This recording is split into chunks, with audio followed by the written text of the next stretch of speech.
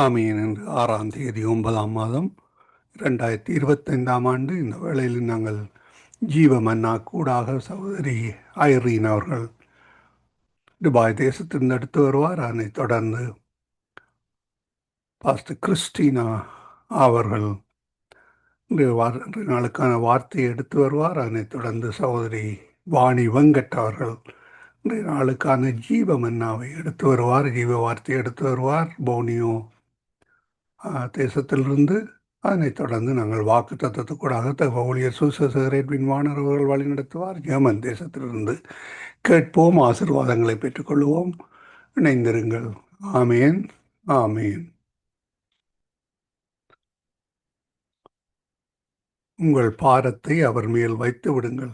சகோதரி ஐரீன் அவர்கள் துபாய் தேசத்திலிருந்து எடுத்து வருகிற ஜீவமன்னா.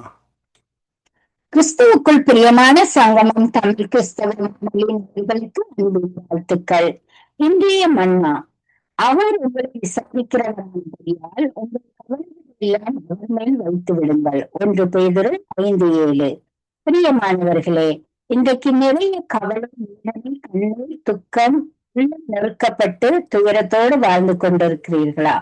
கர்த்தர் உங்களை விசாரிக்கிறவர், உதவி செய்கிறவர். வருத்தப்பட்டு பாரம் சுமக்கிறவர்களை எல்லாரும் என்னிடத்தில் வாருங்கள் என்று கூப்பிடுகிறார். பலவிதமான கவலைகள் நம்மை பாரப்படுத்துகிறது. பிள்ளைகளுக்கு படிப்பு பாரம் ஆகிவிடுகிறது. வாலிபர்களுக்கு எதிர்காலத்தை குறித்த பாரம். இளம் குடும்பங்களில் சமாதான கேடும் பிரிவினைகளும் அவர்களை பாரப்படுத்துகிறது. பாரங்களும் கஷ்டங்களும் எவ்விடங்களில் இருந்தாலும் நம்மை விசாரித்து விடுவிக்கிற நல்ல தகப்பன் உண்டு என்பதை அறிந்து கொள்ளுங்கள். யாக்கோபு 20 வருடங்களுக்கு பிறகு தன் சொந்த தேசத்துக்கு திரும்பி வரும் வழியில் தன் சகோதரன் தன்னை சந்திக்க வருகிறான் என்பதை அறிந்தவுடன் அவன் பழிவாங்க வருகிறான் என்று நினைத்து கவலைப்படுகின்றான். அன்னால் பிள்ளை இல்லாமல் கவலைப்பட்டாள்.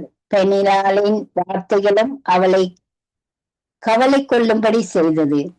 மொர்தெக்காயும் யூத ஜனங்களும் மிகவும் கவலை கொண்டார்கள்.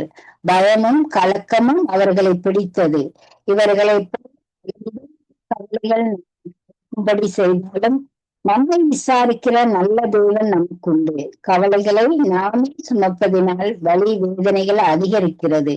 கவலை சுமக்க தேவன் உங்களோடு கூட இருக்கிறார் என்பதை நீங்கள் நினைவில் வைத்துக் கொள்வீர்களானால் கவலைகள் உங்களை மேற்கொள்வதில்லை.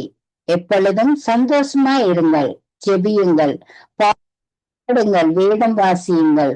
உங்கள் கவலைகளுக்கெல்லாம் தீர்வு கிடைத்துவிடும். கர்த்தர் உங்கள் ஒவ்வொருவரையும் நிறைவாக ஆசீர்வதிப்பாராக. ஆமேன். கர்த்தருடைய பரிசுத்த நாமத்திற்கு மகிமை உண்டாவதாக. இந்த அருமையான தருணத்தில் கிறிஸ்து நாமத்தினாலே உங்களை சந்திப்பதில் மிகுந்த மகிழ்ச்சி அடைகிறேன். இந்த நாளில் ஒரு காரியத்தை குறித்து தியானிக்க போகிறோம். நீதிமொழிகள் 3ஆம் அதிகாரத்துல 12வது வசனம் வாசிக்கலாமா? தகப்பன் தான் நேசிக்கிற புத்திரனை சிட்சிக்கிறது போல கர்த்தரும் எவனிடத்துல அன்பு கூறுகிறாரோ அவனை சிட்சிக்கிறார். ஆமீன், ஹல்லேலூயா. அருமையான வசனம் இல்லைங்க. கர்த்தர் எப்படிங்களா நேசிக்கிறார், அதனாலதான் அவருடைய சிக்ஷை நமக்கு கடந்து வருகிறது. இன்னைக்கு உங்களுக்கு பிரச்சனை இருக்கலாம், பாடுகள் இருக்கலாம், போராட்டம் இருக்கலாம், ஏதோ ஒரு காரியத்தில் ரொம்ப நீங்க காத்திருந்து அதை பெற்றுக்கொள்ளாம கூட இருக்கலாம். நீங்க நினைக்கலாம், ஆண்டவர் என்னை கைவிட்டுட்டாரு, ஒன்றும் செய்யலையே அப்படின்னு நினைக்கலாம். ஆனா கர்த்தர் சொல்றாரு என்னன்னா, அந்த காரியம் நமக்கு நடக்கும்படியாக நம்மை கர்த்தர் தகுதிப்படுத்துவார். அதுக்காக சில கால தாமதங்களை கர்த்தர் தருவார். அதற்காக நம்ம என்ன செஞ்சிடக்கூடாதுங்க, ஐயோ இப்படி நடந்துருச்சு அப்படின்னு கர்த்தரை விட்டு பின்வாங்கி போயிடக்கூடாது. நம்ம ஜெபிக்கிறதுனால்தான் நமக்கு இதெல்லாம் நடக்குது அப்படின்னு நினைச்சிடக்கூடாது. ஆண்டவர் உங்க மேல அன்பா இருக்கிறதுனால சில காரியங்களை கர்த்தர் அனுமதிக்கிறார். சிக்ஷை அப்படின்னா என்னன்னா தண்டனை அப்படின்னு அர்த்தம். இப்ப தாவீது ஒரு தவறு பண்ணாரு இல்லைங்களா? இஸ்ரவேல தொகையிட சொல்லுவார். அப்படி தொகையிட சொன்னது கர்த்தருடைய பார்வைக்கு பிரியமற்றது. ஏன்னா இஸ்ரவேலரை எண்ணக்கூடாது இல்லைங்களா? அப்படி அவர் என்ன சொல்லும் பொழுது அந்த காரியம் கர்த்தருக்கு பிரியம் இல்லாம இருந்ததுனால சிக்ஷையை கர்த்தரை அனுமதிப்பார். சிக்ஷையை கர்த்தரை அனுமதித்து தாவீதை மனம் திரும்ப பண்ணுவார். அப்படின்னா நம்ம ஏதோ ஒரு வழியில போய்கிட்டு இருப்போம். கர்த்தர் பக்கமா திருப்புவதற்காக அவர் சில காரியங்களை செய்வார் பாருங்க. அதுதான் சிக்ஷை. எவனிடத்தில் அன்பு கூறுகிறாரோ, அதுக்கு மேல ஒரு வசனம் சொல்லுகிறது, என் மகனே நீ கர்த்தருடைய சிக்ஷையை அற்பமாக எண்ணாதே, அவர் கடிந்து கொள்ளும் போது சோர்ந்து போகாதே. ஆமென். ஒருவேளை உங்ககிட்ட இன்னைக்கு கர்த்தருடைய சிற்றை கடந்து வருமானால் நீங்க சோர்ந்து போகாதீங்க. அது அற்பமா எண்ணி பின்மாற்றத்துக்கு போயிடாதீங்க. ஆண்டவர் உங்களோடு பேசிட்டு இருக்காரு. ஆமேன். ஒருவேளை சரீர பிரகாரமான வேதனையா கூட இருக்கலாம், வியாதியா கூட இருக்கலாம். ஆனா அதுக்காக என்ன செஞ்சிடக்கூடாது, கர்த்தரை விட்டு பின்வாங்கி போயிடக்கூடாது. இந்த காரியம் ஏன் நடக்குது அப்படின்னா உங்க மேல கர்த்தர் அன்பா இருக்கிறார். நீங்க எவ்வளவு ஸ்ட்ராங்கா மாறுவீங்கன்னு கர்த்தர் எதிர்பார்க்கிறார். அதனால இன்றைக்கு ஆண்டவருடைய சமூகத்துல சொல்லுங்கப்பா, நான் உங்க சிற்றையை நான் ஏற்றுக்கொள்ளுகிறேன் ஐயா. நீங்க என் மேல அன்பா இருக்கிறீங்க, அதனால சிற்றையை அனுமதித்து இருக்கிறீங்க. அதற்காக நன்றி அப்பா. இது எனக்கு நல்லது, இது எனக்கு கிடைத்தது நல்லது அப்படின்னு சொல்ல கற்றுக்கொள்ளுங்க. யோசிப்புக்கு இல்லாத சிற்றை இல்லைங்க. எவ்வளவு பெரிய தண்டனையெல்லாம் அவர் அனுபவித்தார் இல்லைங்க. செய்யாத குற்றத்துக்கு தண்டனை அனுபவித்தார். ஆனாலும் கூட அவர் கர்த்தரை விட்டு பின்வாங்கவே இல்லை பாருங்க. அந்த வாலிப பிரயாயத்துல தன்னை காத்து கொண்டு அப்படியே கர்த்தரோடு கூட இருந்தார். ஒரு நாள்ல கர்த்தர் ஒரு அதிபதியா மாற்றினார். ஆமேன். அதனால இந்த சிற்றைக்குள்ள இருக்கிறீங்களா, உங்களுக்கு பெரிய உயர்வு இருக்கு, பெரிய காரியத்தை கர்த்தர் உங்க வாழ்க்கையில செய்ய போகிறார். அதாவது சோர்ந்து போகாதீங்க, தளர்ந்து போகாதீங்க, பின்வாங்கி போகாதீங்க. கர்த்தர் உங்களோடு பேசினார். ஆமேன். செபிக்கலாமா? இந்த நல்ல வேலைக்கா நன்றி அப்பா. இதனால பரிசுத்த ஆவியானவர் எங்களோடு பேசிருக்கீங்கப்பா. ஆண்டவரே, நீங்க யார் இடத்துல அன்பா இருக்கிறீங்களோ அவங்களதான் கடிந்து கொள்வீங்கப்பா, சிட்சிப்பீங்க, அவங்களதான் நேசிக்கிறீங்க. அதனாலதான் அவ்வளவு பெரிய காரியத்தை அனுமதிக்கிறீங்க. ஆண்டவரே, எங்களை கூட நேசிக்கிறீங்களே, அதற்காக நன்றி அப்பா. ஆண்டவரே, இந்த நாளில ஆவியானவர் தாமே எங்களோடு பேசியிருக்கீங்க. எங்களுடைய போராட்டங்கள், கண்ணீர், பிரச்சனை, பாடுகள், வியாதிகள், இது எல்லாவற்றையும் மாற்றிடுங்க ஆண்டவரே. போதும் கர்த்தாவே என்று சொல்லத்தக்கதான அளவிற்கு இருக்குமான கத்தை எல்லாவற்றையும் மாற்றி எங்களை உடைய சமூகத்துல சேர்த்துக் கொள்ளுங்க ஐயா. காத்துக்கொள்ளுங்க, வழி நடத்துங்க. இது கேட்க போகிற ஒவ்வொரு பிள்ளைகளையும் ஆசீர்வதிங்க. இயேசுவின் நாமத்தில் பிதாவே, ஆமேன், ஆமேன். God bless you all.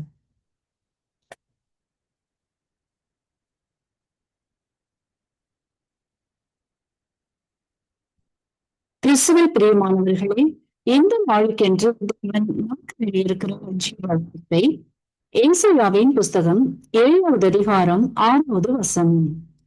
நீ பயப்படாமல் அமர்ந்திருக்க பார், உன் இருதயம் துவள வேண்டாம்.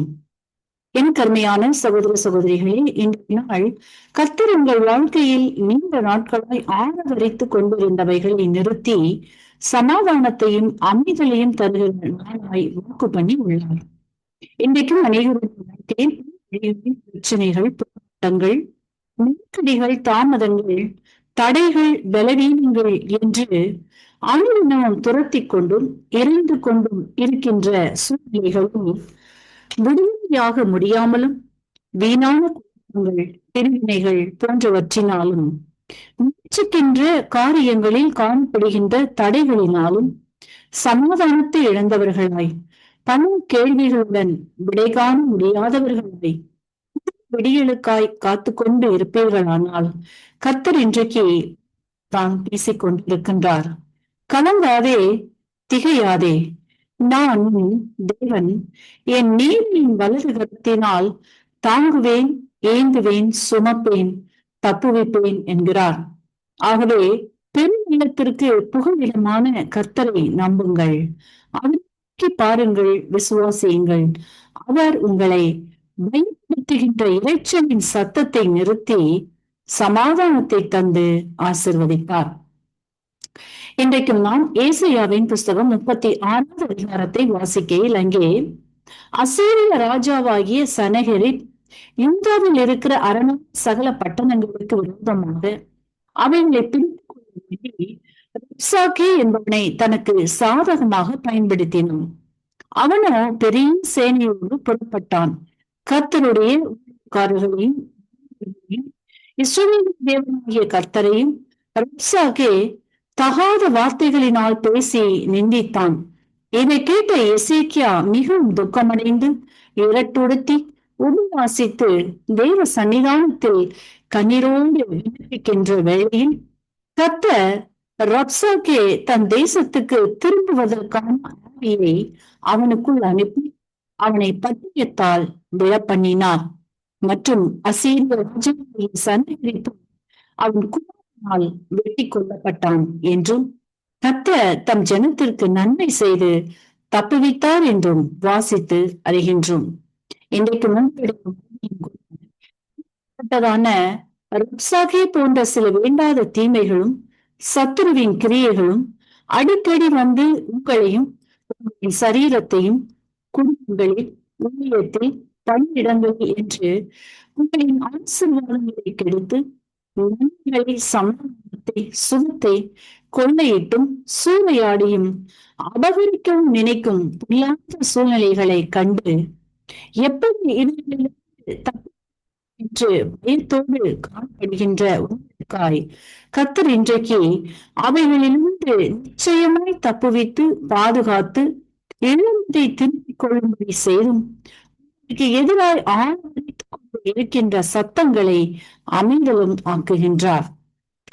எனக்கு அருமையானவர்களே, இன்றைக்கும் உங்களின் சூழ்நிலைகள் மகா இரைச்சலோடு கோலியாத்தை போன்று விழாமல் அணுதில் இறைந்து கொண்டும், எசபேலை போன்று சபதம் எடுத்து துரத்தி கொண்டும், ரப்சாகே போன்று கெர்ச்சித்துக் கொண்டும் இருக்கிறவைகளை இன்றைக்கு அதன் இரைச்சல்களை அமைதலாக்குகின்றார்.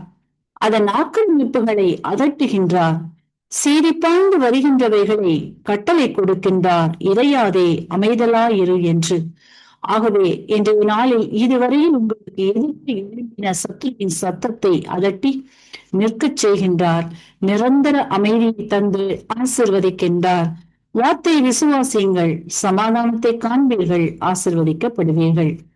இன்றைக்கும் இந்த வார்த்தைகளை கேட்டுக்கொண்டிருக்கின்ற உங்களில் யாரேனும் மதித்து உயிர்த்த இயேசுவை அறியாமலும் விசுவாசியாமலும் இருப்பீர்களானும் இன்றைக்கு உங்களை ஒப்பு கொடுத்து விசுவாசியுங்கள். பட்டு விடுதலையாகி ஆசிர்வதிக்கப்படுவீர்கள். இந்த வார்த்தைகள் மூலமாக கர்த்தர் இன்று உங்களை ஆசீர்வதிப்பாராக. கிறிஸ்துவுக்குள் அன்பான அன்பு உள்ளங்களை மீண்டுமாய் ஒரு புதிய வாக்குத்தத்தத்தோடு இந்த நாளிலும் சந்திப்பதில் நான் மிக்க மகிழ்ச்சி அடைகிறேன்.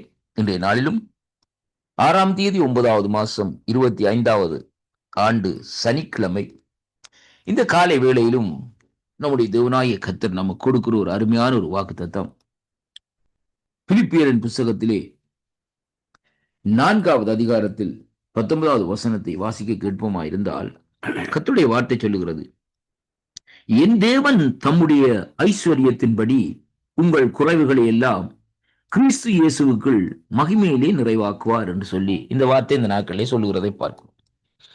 அருமை பிள்ளைகளே, இந்த வார்த்தையை சற்று இந்த நாட்களில் நாங்கள் ஆராய்ந்து பார்ப்போமா இருந்தால் கர்த்தருடைய வார்த்தையிலே அநேக காரியங்கள் இந்த நாட்களில் விளங்குகிறதை பார்க்கிறோம். தேவனாகிய கர்த்தர் செய்கிற காரியத்தை பாருங்கள். இங்கே சொல்லப்படுகிற காரியம், என் தேவன் தம்முடைய ஐஸ்வர்யத்தின்படி. முதலாவது தேவன் தன்னுடைய ஐஸ்வர்யத்தின்படி, இரண்டாவது நம்முடைய குறைவுகள் எல்லாவற்றையும் யாருக்குள் நிறைவேற்றுகிறார் என்றால் கிறிஸ்துவுக்குள்ளே. சாதாரணமாக அவர் நிறைவேற்றவில்லை, மகிமையினாலே இந்த நாட்களை அவர் நிறைவாக்குவார் என்று சொல்லி வேதம் சொல்லுகிறதை பார்க்கிறோம். அப்ப நம்முடைய தேவன் எப்படிப்பட்டவர்? அவர் சர்வ வியாபி, அவர் சர்வ வல்லமுள்ள தேவன். அவர் நேற்றும் என்றும் இன்றும் மாறாத தெய்வமாக அந்த நாட்களை இருக்கிறதை நாங்கள் உணர்ந்து கொள்ளக்கூடியதாக இருக்கிறது. பாருங்கள், இந்த வார்த்தையிலே தேவன் முதலாவதாக தம்முடைய ஐஸ்வர்யத்தின்படி இந்த நாட்களிலே நம்முடைய குறைவுகளை இந்த நாட்களிலே சந்திக்கிறார். அவரை நாங்கள் தேடுகிற வேளையிலே, அவரை நாடுகிற வேளையிலே, அவரை நாங்கள் ஆராதிக்கிற வேளையிலே, அவருடைய நாமத்தை நாங்கள் உயர்த்துகிற வேளையிலே தேவன் தங்கே தம்முடைய ஐஸ்வர்யத்தின்படி இந்த நாட்களிலே நம்மை இந்த நாட்களிலே சந்திக்கிற தேவனா இந்த நாட்களிலே இருக்கிறதை பார்க்கிறோம். அதற்கு பின்பாக இந்த நாட்களிலே பார்க்கிற வேளையிலே அந்த ஐஸ்வர்யத்தின்படி நம்முடைய குறைவுகள் எல்லாவற்றையும் யாருக்குள்ளே நிறைவேற்றுகிறார் என்றால் கிறிஸ்து இயேசுவுக்குள்ளே மகிமையினாலே இந்த நாட்களை நிறைவேற்றுகிறாராம் என்று சொல்லி இங்கே வேதம் இந்த நாட்களை சொல்லுகிறதை பார்க்கிறோம். அப்படியானால் பிதாவாகிய தேவன் நம்மை இந்த நாட்களில் ஆசீர்வதிக்கிற தேவனா இருக்கிறார்.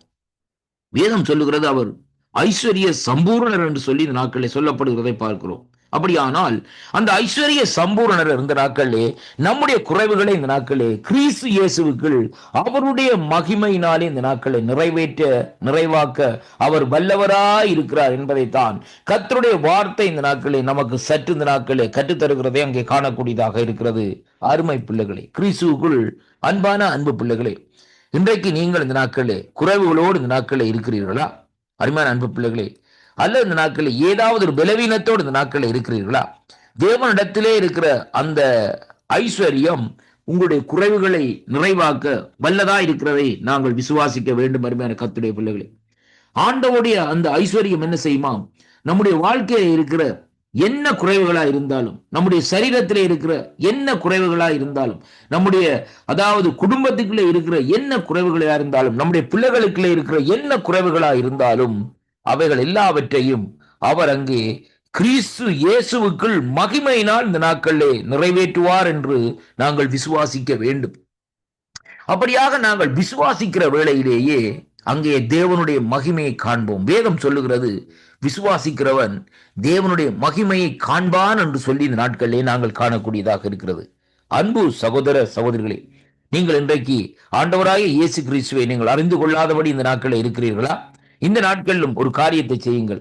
ஆண்டவராகிய இயேசு கிறிஸ்துவை சொந்த இரட்சகராக ஏற்றுக்கொள்ளுங்கள். அப்பொழுது உங்களுடைய குறைவுகள் எல்லாம் கிறிஸ்து இயேசுனுடைய தேவனுடைய ஐஸ்வர்யத்தின்படி இந்த நாட்களை என்ன செய்யுமாம், கிறிஸ்து இயேசுக்குள் மகிமையினால் இந்த நாட்களை நிறைவேற்றப்படும் என்பதை இந்த நாட்களை நாங்கள் விசுவாசிப்போம். அதனாலே எனக்கு அருமையான அன்பு பிள்ளைகளே, இந்த நாளும் கர்த்தரை அறிகிற அறிவுக்குள்ளே இந்த கடைசி நாட்களிலே வாருங்கள். தேவன் உங்கள் குறைவுகள் எல்லாவற்றையும் அவர் நிறைவாக்க வல்லவராய் இருக்கிறார் என்று சொல்லி இந்த வார்த்தை ஊடாக இன்றைக்கு நாங்கள் பார்க்கக்கூடியதாக இருக்கிறது. இந்த வாக்குத்தத்தங்கள் உங்களுடைய குடும்பத்தில் ஒரு திருப்பத்தை கொண்டு வரும், பிள்ளைகளுக்குள்ள ஒரு திருப்பத்தை கொண்டு வரும், பிள்ளைகளுக்குள்ள ஒரு ஆசீர்வாதத்தை கொண்டு வரும் என்று நான் விசுவாசிக்கின்றேன். வாக்குத்தத்தங்களை விசுவாசியுங்கள், தேவனிடத்திலே திரும்புங்கள், மனுஷனை அல்ல ஆண்டவரையே நாட்களை நோக்கி பாருங்கள். அங்கே குமாரனாகிய இயேசு கிறிஸ்து உங்களை மகிமையினால் இந்த நாட்களை நிறைவாக்கும்படி இந்த நாட்களிலே ஆவலோடு 2 கரங்களை விரித்து காத்திருக்கிறார். அப்படியானால் அவரை நோக்கி அவரை அண்டி நாங்கள் இந்த நாட்களிலே வருவோமா இருந்தால் இந்த நாட்களிலே அவருடைய மகிமையின் ஐஸ்வர்யத்தின்படி நாங்கள் இந்த நாட்களிலே ஆசீர்வதிக்கப்படும். கர்த்தர் இந்த வாக்குத்தத்தங்களை கேட்கிற உங்கள் ஒவ்வொருவரையும் நிறைவாக ஆசீர்வதிப்பாராக என்று என் பிதாவாகிய தேவனாகும் கர்த்தராகிய இயேசு கிறிஸ்துவினாலும் பரிசுத்த ஆவியானவராலும் இந்த நாட்களிலே நான் வாழ்த்தி உங்களை ஆசீர்வதிக்கிறேன். கர்த்தருக்கு மகிமை உண்டாவதாக. மீண்டுமாய் நாளில் புதிய வாக்குத்தத்தத்தை சந்திப்போம். ஆமேன். ஆமீன், ஆமீன். இந்த பதிவிலே உங்களுடன் சகோதரி ஐரீன் அவர்கள் இன்றைய நாளுக்கான மன்னாவை எடுத்து வந்தார்கள். அதனைத் தொடர்ந்து எங்களுடன் தேவ ஊழியர் பாஸ்டர் கிறிஸ்டினா அவர்கள் ஜீவ வார்த்தை எடுத்து வந்தார்கள். அதனைத் தொடர்ந்து சகோதரி வாணி வெங்கட் அவர்கள் போனியோ தேசத்திலிருந்து இன்றைய நாளுக்கான ஜீவ வார்த்தை எடுத்து வந்தார்கள். அதனைத் தொடர்ந்து தேவ ஊழியர் சுவிசேஷகர் எட்வின் வாணர் அவர்கள் ஜெர்மன் தேசத்திலிருந்து வாக்கு தத்தத்தை எடுத்து வந்தார். உங்களுக்கு ஆசீர்வாதம் இருந்திருக்கும் என விசுவாசிக்கிறோம். கேளுங்கள், ஆசீர்வாதம் பெற்றுக்கொள்ளுங்கள். கர்த்தர் தாமே உங்களோடு கூட இருப்பாராக. அது மட்டுமில்லாமல் இதற்கு பலருக்கும் அனுப்பி கொடுத்து ஆசீர்வாதங்களை பெற்றுக்கொள்ளுங்கள். அதே வேளையிலே மற்றவர்களும் ஆசீர்வதிக்கப்பட உதவி செய்யுங்கள்.